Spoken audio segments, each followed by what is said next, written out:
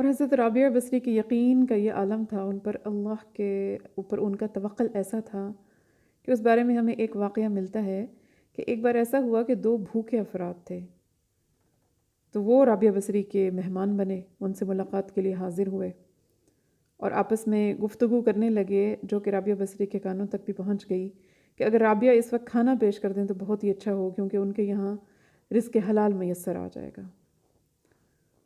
اور رابعہ بصری کے ہاں اس وقت صرف 2 ہی روٹیاں تھیں، تو وہی ان کے سامنے رکھ دی گئیں۔ تو اسی دوران ایک سائل نے سوال کیا تو آپ نے وہ دونوں روٹیاں اٹھا کر اس کو دے دیں۔ تو یہ دیکھ کر جو 2 مہمان تھے وہ بڑے حیران ہوئے۔ تو کچھ ہی دیر گزری تھی کہ ایک جو کچھ گرم گرم سی روٹیاں اٹھائے حاضر ہوئی اور عرض کیا کہ یہ میری مالکہ نے بھیجوائی ہیں۔ تو جب آپ نے ان روٹیوں کو لیا اور ان کو گنا تو وہ روٹیاں 18 تھیں۔ تو یہ دیکھ کر آپ نے اس کنیز سے کہا کہ نہیں، تیری مالکہ کو غلطی لگی ہے، یہ روٹیاں میرے یہاں کی نہیں، شاید انہوں نے کسی اور کے لیے دی ہیں۔ لیکن کنیز جو تھی وہ بس اس نے اصرار کیا کہ نہیں، یہ میری مالکہ نے آپ ہی کے لیے بھجوائی ہیں۔ لیکن کنیز کے مسلسل اصرار کے باوجود بھی آپ نے اس کو وہ روٹیاں واپس کر دیں۔ تو کنیز جب واپس اپنی مالکہ کے پاس گئی تو اس نے مالکہ کو پورا واقعہ بتایا، تو اس نے حکم دیا کہ اس میں مزید 2 روٹیوں کا اضافہ کر دو اور اب لے جاؤ۔ چنانچہ آپ نے 20 روٹیاں جب دیکھیں اور کاؤنٹ کیں تو وہ 20 تھیں۔ تو تب آپ نے کہا کہ ہاں، یہ روٹیاں میں قبول کرتی ہوں، یہ میری طرف ہی بھیجی گئی ہوں گی۔ تو تب آپ نے وہ 20 روٹیاں مہمانوں کے سامنے رکھ دیں۔ تو وہ بڑے حیران تھے، پہلے سے ہی حیران ہو کر بہرحال وہ کھانے میں مصروف ہو گئے۔ اور جب طعام سے وہ فارغ ہوئے تو رابعہ بصری سے واقعہ کی نوعیت انہوں نے پوچھی کہ آخر یہ کیا ماجرا ہے۔ تو رابعہ بصری نے جواب دیا کہ جب تم لوگ یہاں پر حاضر ہوئے تو میرے گھر میں صرف یہ 2 روٹیاں ہی موجود تھیں جو میں آپ کو پیش کر سکتی تھی، تو وہ میں نے آپ کو پیش کر دیں، لیکن اس دوران کسی سائل نے مجھ سے سوال کیا تو میں نے وہ 2 روٹیاں اس کو دے دیں، اس یقین کے ساتھ کہ اللہ رب العزت فرماتے ہیں کہ اگر میری راہ میں تم ایک چیز دو گے تو اس کے بدلے میں 10 گنا کر کے واپس کروں گا۔ تو جب میں نے سائل کو وہ 2 روٹیاں دی تھیں تو ساتھ ہی اللہ رب العزت سے یہ دعا بھی کی تھی کہ یا اللہ، کہ میرے گھر میں کیونکہ مہمان موجود ہیں اس لیے مجھے اپنا وعدہ پورا کر، کیونکہ مجھے تیرے قول پر مکمل یقین ہے۔ تو کنیز کے 18 روٹیاں لانے سے میں سمجھ گئی تھی کہ یہاں پر کچھ معاملے میں کچھ غلطی ہوئی ہے، تو اسی لیے میں نے وہ واپس کر دیں، اور جب وہ پوری 20 روٹیاں لے کر آئی تو میں نے وعدہ کی تکمیل میں لے لیں۔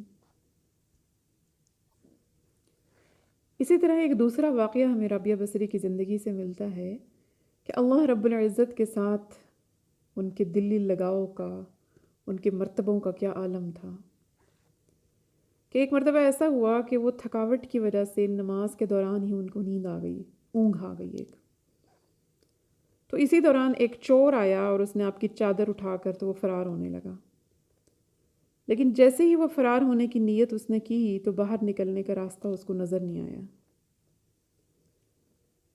تو وہ بڑا پریشان ہوا، اس نے اسی پریشانی میں چادر واپس رکھی کمرے میں تاکہ وہ راستہ ڈھونڈ سکے۔ تو جیسے ہی اس نے چادر واپس رکھی تو اس کا راستہ دوبارہ اس کو عیاں ہو گیا، راستہ نظر آنے لگا۔ تو اس نے حرص کی وجہ سے دوبارہ چادر اٹھا کے تاکہ وہ بھاگے یہاں سے، لیکن جیسے ہی اس نے چادر اٹھائی تو دوبارہ جو راستہ تھا وہ اس کی نظروں سے اوجھل ہو گیا۔ تو اب وہ بڑا حیران ہوا۔ تو اتنے میں اس کو آواز آئی، غیب سے ایک آواز آئی کہ تو خود کو آفت میں کیوں مبتلا کرنا چاہتا ہے؟ اس لیے کہ چادر والی نے برسوں سے خود کو ہمارے حوالے کر دیا ہے، اور اس وقت سے شیطان تک اس کے پاس نہیں بھٹک سکا، تو پھر کسی دوسرے کی کیا مجال ہے کہ وہ اس چادر کو چوری کر سکے؟ کیونکہ اگرچہ ایک دوست تو محو خواب ہے لیکن دوسرا دوست تو بیدار ہے۔ اسی طرح پر اللہ رب العزت پر توکل کا ایک اور واقعہ ہمیں ان کی زندگی سے ملتا ہے کہ ایک مرتبہ ایسا ہوا کہ آپ کئی دنوں سے آپ فقر سے تھیں، آپ نے کچھ نہیں کھایا تھا۔ تو جب خادمہ آپ کا کھانا تیار کرنے لگی تو گھر میں پیاز نہیں تھا، تو اس نے آپ سے پڑوس میں سے پیاز مانگ کر لانے کی اجازت طلب کی۔ تو آپ نے فرمایا کہ میں نے تو برسوں سے اللہ رب العزت سے وعدہ کر رکھا ہے کہ میں اللہ کے سوا کسی سے نہیں مانگوں گی، تو اگر پیاز موجود نہیں ہے تو کوئی بات نہیں، سالن رہنے دو، میں خالی روٹی ہی کھا لوں گی۔ تو ابھی آپ کا یہ جملہ پورا ہی نہیں ہوا تھا کہ ایک پرندہ گزرا ان کے گھر کے اوپر سے جس کی چونچ میں پیاز تھا، تو اس نے وہ پیاز جو نیچے پھینکا تو سیدھا ان کی ہانڈی میں گیا،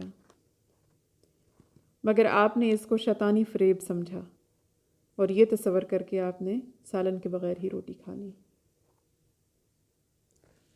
ایک بار ایسا ہوا کہ حضرت حسن بصری اپنے چند رفیقوں کے ہمراہ ایک شب رابعہ بصری کے یہاں پہنچے۔ تو اس زمانے میں روشنی کا تو ویسے ہی کوئی انتظام نہیں تھا، لیکن رابعہ بصری کے گھر روشنی کا بالکل ہی انتظام نہیں تھا، دیے کا انتظام نہیں تھا۔ تو حضرت حسن بصری کو روشنی کی ضرورت تو رابعہ بصری نے اپنی انگلیوں پر کچھ دم کیا تو وہ ایسی روشن ہو گئیں کہ پورا مکان روشن ہو گیا اور صبح تک یہ روشنی قائم رہی۔ تو یہ رابعہ بصری کی کرامت تھی جو اللہ رب العزت نے ان کو اپنی بارگاہ میں ان کی عبادتوں کو، ان کی ریاستوں کے لیے ان کو اپنی ولیہ بنایا۔ تو حسن بصری نے ایک مرتبہ آپ سے دریافت کیا کہ تمہیں یہ مراتب عظیم کیسے حاصل ہوئے؟ تو فرمانے لگیں کہ ہر شے کو یاد الہی میں گم کر کے۔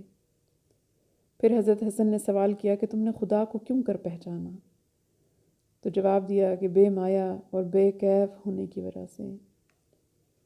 ایک دن حضرت حسن بصری نے آپ سے فرمائش کی کہ مجھے ان علوم کی بابت بتاؤ جو تمہیں اللہ تعالیٰ سے بلا واسطہ حاصل ہوئے ہیں۔ فرمایا کہ میں نے تھوڑا سا سوت کاٹ کر تکمیل ضروریات کے لیے 2 درم میں فروخت کر دیا، اور دونوں ہاتھوں میں ایک ایک درم لے کر اس خیال میں غرق ہو گئی کہ اگر میں نے دونوں کو ایک ہاتھ میں لیا تو یہ جوڑا بن جائے گا، اور یہ بات وحدانیت کے خلاف ہے اور میری گمراہی کا باعث ہو سکتی ہے۔ بس اس کے بعد سے میری تمام راہیں کھلتی گئیں۔ ایک مرتبہ لوگوں نے آپ سے بیان کیا کہ حضرت حسن یہ کہتے رہتے ہیں کہ اگر میں روز محشر ایک لمحہ کے لیے بھی دیدار خداوندی سے محروم رہا تو اتنی گریہ وزاری کروں گا کہ اہل فردوس کو بھی مجھ پر رحم آ جائے گا۔ رابعہ نے کہا کہ انہوں نے بالکل صحیح کہا، لیکن یہ شے بھی اسی کے شایان شان ہے جو آنے واحد کے لیے یاد الہی سے غافل نہ رہتا ہو۔ جب رابعہ بصری سے کسی نے پوچھا کہ آپ نکاح کیوں نہیں کرتی، تو جواب دیا کہ 3 چیزیں میرے لیے وجہ غم بنی ہوئی ہیں، اگر تم میرا یہ غم دور کر دو تو میں یقیناً کر لوں گی۔ تو لوگوں نے پوچھا کہ وہ کون سی 3 چیزیں ہیں؟ تو انہوں نے جواب دیا کہ اول تو یہ کہ کیا خبر میری موت اسلام پر ہوگی بھی صحیح کہ نہیں، دوسرا یہ کہ میرا نامہ اعمال جانے سیدھے ہاتھ میں ہو یا الٹے ہاتھ میں، اور روز محشر جب جنت میں ایک جماعت کو دائیں طرف سے اور دوسری کو بائیں طرف سے داخل کیا جائے گا تو نہ جانے میرا شمار کس جماعت میں ہوگا۔ لوگوں نے عرض کیا کہ ان 3 سوالوں کا جواب تو ہمارے پاس بھی نہیں ہے۔ تو آپ نے فرمایا کہ جس کو اتنے غم لگے ہوں اس کو نکاح کی کیا تمنا ہو سکتی ہے۔ ایک مرتبہ لوگوں نے آپ سے سوال کیا کہ آپ کہاں سے آئی ہیں اور کہاں جائیں گی؟ تو جواب دیا کہ جس جہان سے آئی ہوں اس جہان میں لوٹ جاؤں گی۔ پھر سوال کیا کہ اس جہان میں آپ کا کیا کام ہے؟ فرمایا صرف افسوس کرنا، اور جب افسوس کرنے کی وجہ پوچھی تو فرمانے لگیں کہ میں رزق تو اس جہان کا کھاتی ہوں اور کام اس جہان کا کرتی ہوں۔